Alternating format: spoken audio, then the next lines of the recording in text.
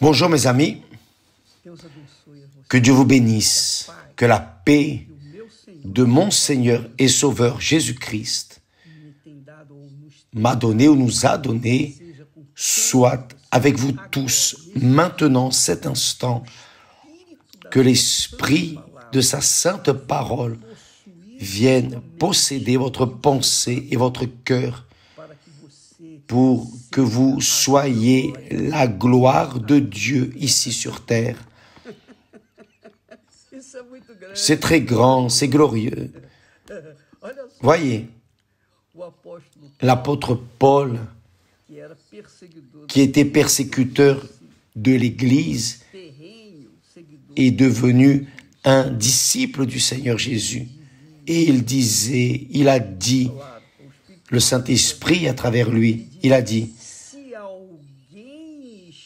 si quelqu'un est en Christ, il est une nouvelle création. Si quelqu'un est en Christ, il est une nouvelle création. Une nouvelle création. Les choses anciennes sont passées. Toutes choses deviennent nouvelles. Maintenant, pensez avec moi. Le projet, le plan de Dieu pour votre vie. Je sais que vous êtes là en train de souffrir, de gémir, de pleurer, de hurler de douleur, bref. Des problèmes que nous tous, nous affrontons, des luttes familiales, des problèmes économiques, enfin, des doutes, des peurs, des pressions, etc., etc., etc. Mais faites attention, s'il vous plaît. Je veux que pour un instant, au moins pour ces instants où nous méditons sur la parole de Dieu, que vous sortiez de votre corps juste un peu, que votre esprit sorte de votre corps pour contempler l'œuvre de Dieu, contempler la grandeur de Dieu. Voyez, la Bible dit, là le psalmiste dit, les cieux racontent la gloire de Dieu et l'étendue manifeste l'œuvre de ses mains. Pensez avec moi, juste un peu. Voyez, les cieux racontent la gloire de Dieu. Vous regardez les cieux, vous voyez la grandeur de Dieu, le lever, le coucher du soleil, tout est beau, tout est magnifique, tout est glorieux. Mais l'homme, celui qui ne craint pas Dieu, ne perçoit même pas la grandeur de Dieu, la beauté du Très-Haut. Il n'y a pas de problème. Mais ceux qui ont conscience, ceux qui craignent Dieu, contemplent la gloire de Dieu dans les cieux et dans l'étendue. Maintenant, pensez avec moi. Si Dieu a fait une œuvre si grande, fait une œuvre si grande, si grande, si grande, si grande, si grande, que les propres cieux, les cieux racontent d'eux, même les cieux racontent, proclament la gloire de Dieu et l'étendue manifeste aussi l'œuvre de ses mains, c'est-à-dire des choses qui n'ont pas de bouche, mais qui parlent, des choses qui ne pensent pas, mais qui racontent la grandeur de Dieu. Imaginez ce que Dieu veut faire dans votre vie. Avez-vous déjà pensé à cela? Imaginez ce qu'il veut faire de votre vie. Parce que les cieux continuent là, l'étendue continue là. Mais vous, qui vivez, vous, moi, nous, qui vivons un temps ici sur terre, une période brève, la vie est brève ici sur terre. Donc, nous qui avons une vie, qui pensons, qui raisonnons, qui faisons nos choix, qui avons le droit, le privilège de choisir entre le bien et le mal. Nous avons le droit, n'est-ce pas, ce qu'Adam et Ève voulaient, savoir, connaître le bien comme le mal. Le bien, ils le connaissaient déjà, mais ils voulaient aussi connaître le mal. Nous avons ce droit parce que nous sommes des racines, des semences d'Adam et Ève. Et nous sommes nés avec cette nature, la nature de pouvoir choisir entre le bien et le mal, entre reconnaître le Seigneur Dieu, le Créateur de toutes les choses, comme notre Seigneur, ou alors ne pas le reconnaître comme notre Seigneur. Cela dépend de chacun de nous. Par exemple, vous dépendez de vous. Ceux qui reconnaissent le Seigneur Jésus-Christ, l'unique Seigneur et Sauveur, sont évidemment craignants, ils craignent Dieu. Et le Saint-Esprit il révèle le Seigneur Jésus à ces personnes. Et le propre Esprit de Dieu descend sur elles et fait d'elles de nouvelles créatures. De nouvelles créatures. C'est ce que l'apôtre est en train de dire. C'est ce que le Saint-Esprit enseigne. Si quelqu'un est en Christ, c'est-à-dire si quelqu'un croit dans le Seigneur Jésus, si quelqu'un est marié, allié à lui, a une alliance avec lui, un pacte avec lui, si quelqu'un le met à la première place dans sa vie, dans son cœur, alors cette créature devient une nouvelle création. Une nouvelle création. Maintenant, vous imaginez. Vous pouvez imaginer. Si les cieux et aussi l'étendue ont la grandeur de montrer la gloire de Dieu, pour nous tous pouvons voir avec nos yeux physiques la grandeur de Dieu à travers, lorsque nous contemplons le coucher, le lever du soleil ou le soleil à son zénith.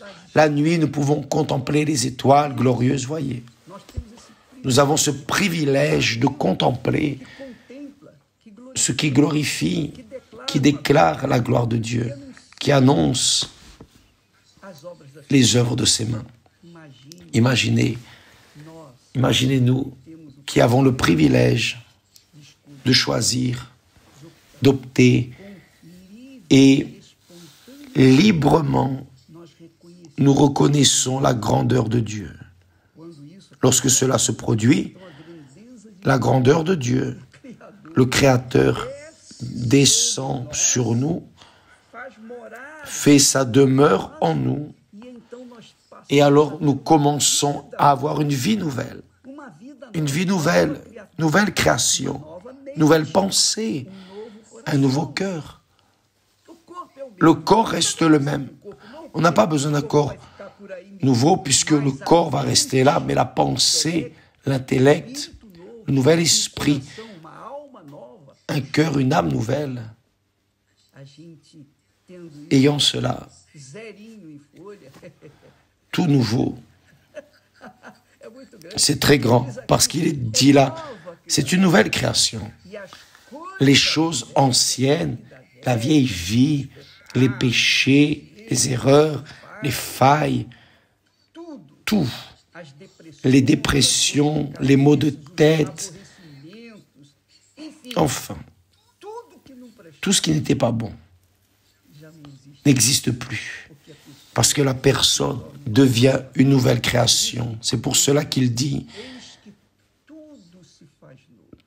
tout est nouveau. Donc, qui est chrétien véritablement, qui suit le Seigneur Jésus véritablement, obligatoirement, doit avoir une vie nouvelle, une vie différente de la vie d'auparavant.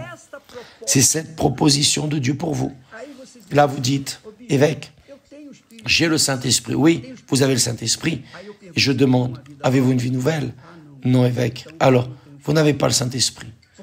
Parce que le Saint-Esprit, c'est l'Esprit de Dieu. Comment la personne peut-elle avoir l'Esprit de Dieu et continuer à vivre une vieille vie? Est-ce que cela a du sens? Pouvez-vous comprendre cela? Ah, mais je parle en langue, je prophétise, peu importe ce que vous faites. Vous avez une vie nouvelle. Vous êtes une nouvelle créature. Vous exhalez le parfum de Jésus. Vous manifestez le caractère de Dieu à la maison, au travail, à l'église, dans la rue, n'importe où. Vous êtes cette nouvelle création. Mes amis, ça me coûte de vous dire cela. La vérité fait mal, mais elle délivre. Si la personne n'est pas une nouvelle créature, elle n'est pas de Jésus. C'est pour cela que le même apôtre, dirigé par le Saint-Esprit, a dit « Qui n'a pas l'Esprit de Dieu ne lui appartient pas.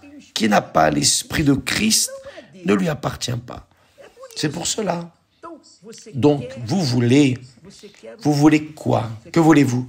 Vous voulez résoudre vos problèmes? Vous voulez résoudre? Vous voulez payer vos dettes? Vous voulez vous libérer de cette vie de dette, une vie médiocre, petite? Vous voulez vous en libérer? Vous devez avoir le Saint-Esprit. Seul le Saint-Esprit rend toutes les choses nouvelles en vous. Vous commencez à avoir une vie nouvelle. C'est ce qu'il m'a donné et c'est ce que je vous transmets. Ce qu'il m'a donné, je vous le donne. Qui veut, reçoit. Qui ne veut pas, patience. Qui croit, amen. Qui ne croit pas, patience. Que peut-on faire? Chacun décide sa propre vie. Donc, faites attention à cette parole. Les cieux racontent la gloire de Dieu et l'étendue manifeste l'œuvre de ses mains. Et ceux qui sont de Dieu, imaginez, si les cieux racontent la gloire de Dieu et l'étendue manifeste l'œuvre de ses mains, bien plus ceux qui ont été rachetés par le sang de notre Seigneur Jésus, bien plus ceux qui ont été engendrés par le propre Esprit de Dieu, qui sont enfants de Dieu, vraiment. Ceux-là sont de nouvelles créatures, nouvelles créatures, nouvelles créatures. Tout devient nouveau. Que cela arrive dans votre vie maintenant.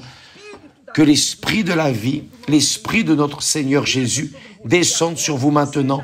Soyez libres, délivrés de cette vieille personne, cette vieille personnalité, cette vieille créature, cette vieille personne. Soyez libres du vieux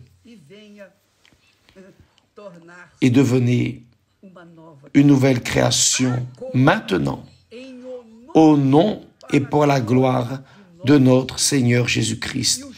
Et le Saint-Esprit dit Amen en descendant sur vous. Qui croit reçoit maintenant et qui ne croit pas attend la prochaine fois. Que Dieu vous bénisse tous au nom du Seigneur Jésus-Christ. Amen.